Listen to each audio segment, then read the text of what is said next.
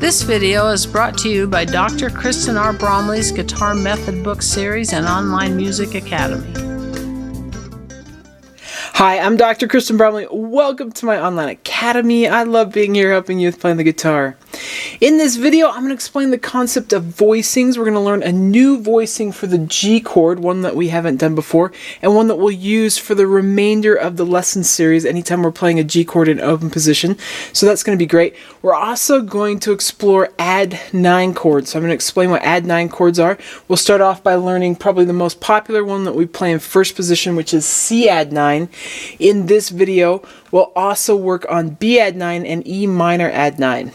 And of course, as we're learning these chords, we'll be jamming with the band on some chord progressions where we can incorporate working on these new chords right into context with some chord progressions, jamming with that band track. So it's going to be great. This video accompanies lesson 17 from my Chords and Harmony Books 1 and 2 method book. In the book, we'll be starting on page 111. We'll go over to page 112, 113, and then we'll just be using some of the different songs throughout the lesson in this video and in videos to come. Of course, we'll be going over these different chords and the different progressions that are found in lesson 17.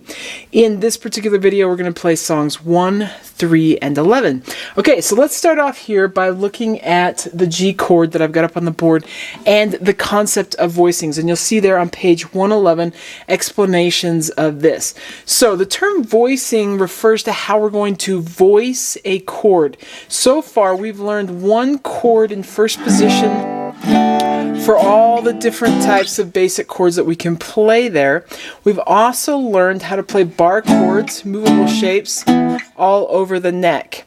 The open position chords versus a bar chord, so I just played a G chord, versus a bar chord, versus another bar chord, those are different voicings because the chord is voiced in a slightly different way. So a major chord has the root of the chord, that's the pitch that the chord is named for. It has a major third and it has a perfect fifth. They correlate with the scale that overlaps with the chord that's being played. So a G chord, fingered here in first position, has the root, it has the third, it has the fifth, it has another root, it has the third, and then it has the root on top. That's how it's voiced. A G chord here with the bar chord version, barring at the 3rd fret using that 6-string form, has the root, the fifth, the root, the third, the fifth, and the root on top. So it's voiced slightly differently. And then at the 10th fret, if I do that one, I've got the root, the fifth, the root, the third, and then if I can mute the top string, or if I'm playing that top string, I've got the fifth again. So that is another way of voicing a G chord. So there's different voicings. So another popular way in first position of playing the G chord is right up here on the board. There's only a couple of different ways that we play a couple of the chords. Most of the chords we have one option for in first position when it comes to our basic major, minor, and dominant 7th chords. As we continue and learn some other voicings, then we can get creative and we get a lot of different options happening, like with add9 chords, for example, that we're going to go over here in the book. But here on the board and in the book. So there on page 111, you'll see two different chords shown as examples, E7 and G. We're going to learn E7 in a different video, but we're going to work on the G chord here. So this G chord has the root, third, and then it has the fifth, the root, and then the fifth again instead of the open B string, which would be the third, and then the root on top.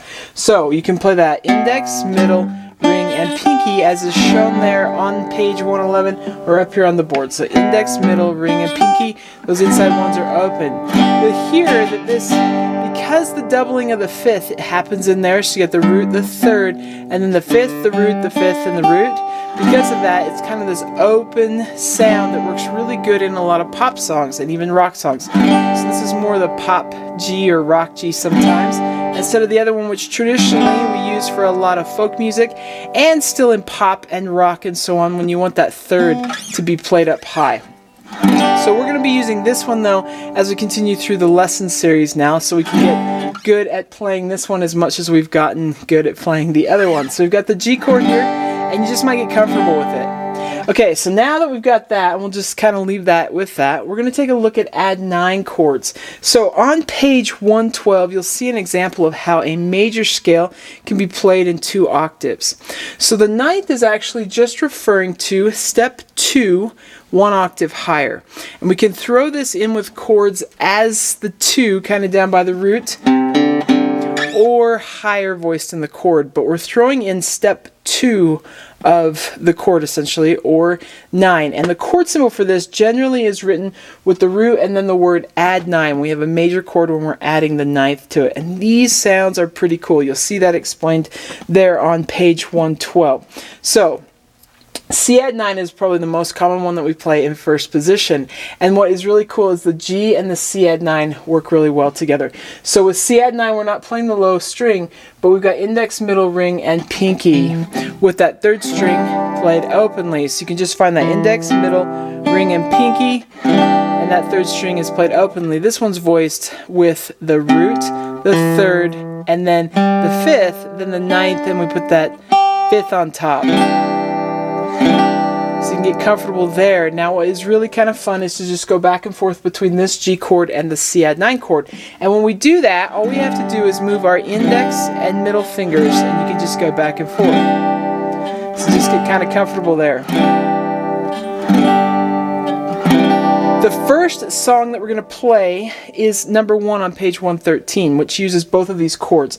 The strumming pattern for that one goes down, down, down, up, up, down, down, down, up. So you get comfortable on that, on the G chord.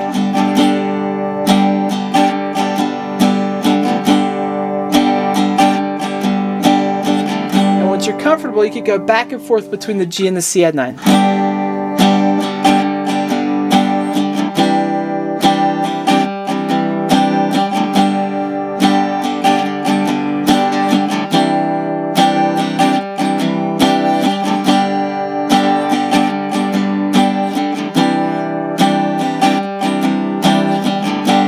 That sort of thing as much as you'd like to. You can also throw a D chord in there. So G to C add9 to D. So you'd have ready, and we got the G to the C add9 to the D. Coming back to that G.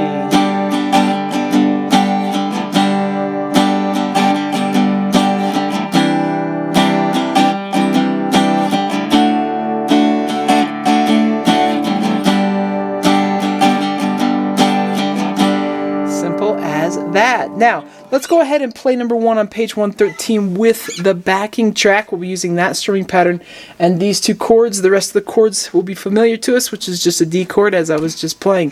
So it'll happen at 2 different tempos, first a slower tempo and then a faster tempo. So let's go ahead and play that progression together.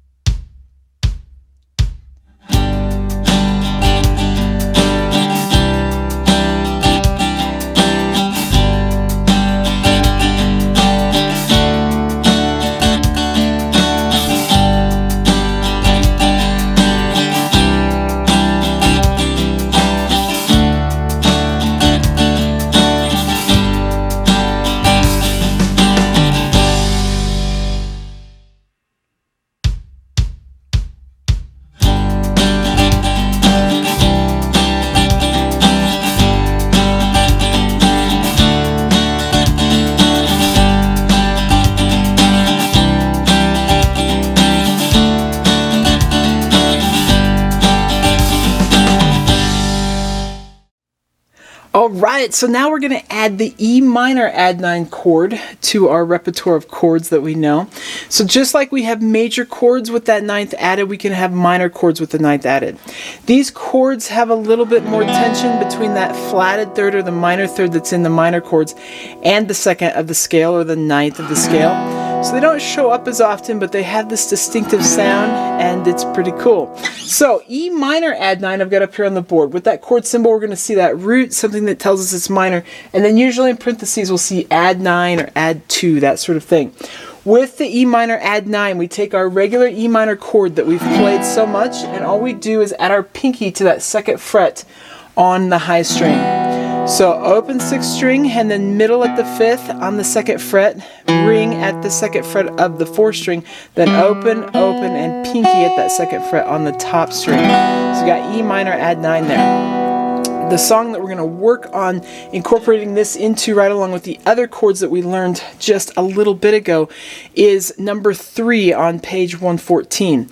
The strumming pattern for this one goes bass, down, up, down, up. So with that E minor chord, you might want to just get used to going bass, down, up, down, up.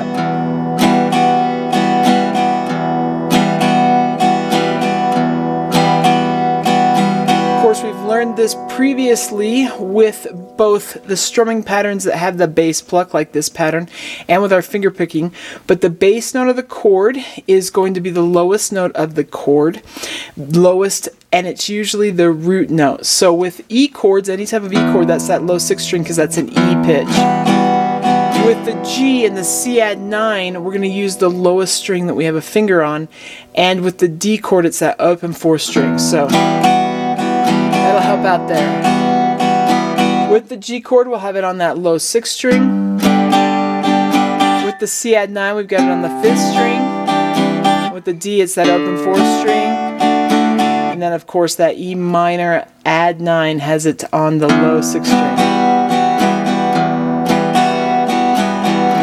Alright, so we're going to go ahead and work on incorporating this chord in with the other ones that we've learned, playing number 3 on page 114. This one will happen at 2 different tempos, a slower tempo and then a faster tempo. So let's go ahead and play it together.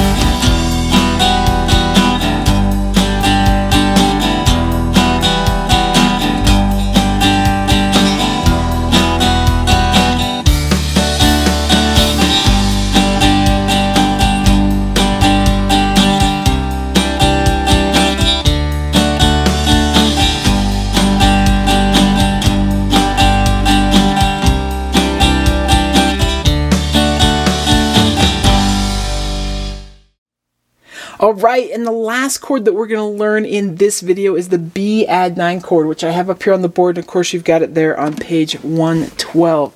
So, we learned the C add9 earlier in the video. B add9, we just slide all of our fingers down by 1 fret, and then we have to use our index finger to collapse on the 3rd string. We don't want that one to ring open, so we'll just let that one have a muted sound to it, and we get this B add9. So, index, middle, ring, and pinky. We mute that 3rd string with our index finger just by collapsing on it, and we get B add9. Same as C add9, only we slide everything down by a fret and mute that 3rd string. So that's as easy as that. Sometimes we end up needing a B add9, and now we have got one. With this one, we're going to play number we're going to play song number 11 on page 116. This one goes down, up, mute, down, up, down, up. So just with that B add 9, you can go down, up, mute, down, up, down, up, down, up, slap, down, up, down, up. And in preparation, you can actually go back and forth between C add 9 and B add 9. So with C add 9,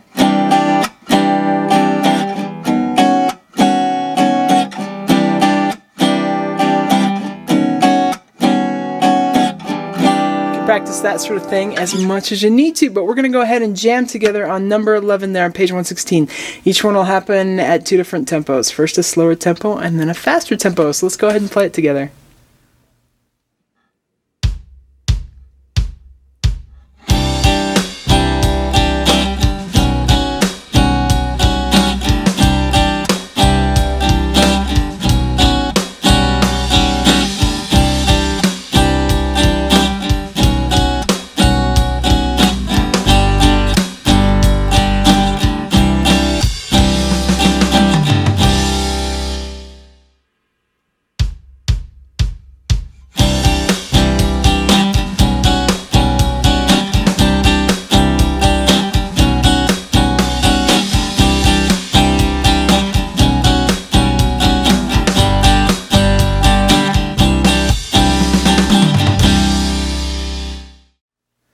Alright, fantastic. I hope you're having fun with this and off to a good start. These add9 chords are pretty cool. Some of them are a little bit trickier to play, but C add9 that we learned, we play that one the most, and that new G chord that we learned, we play that one quite often as well.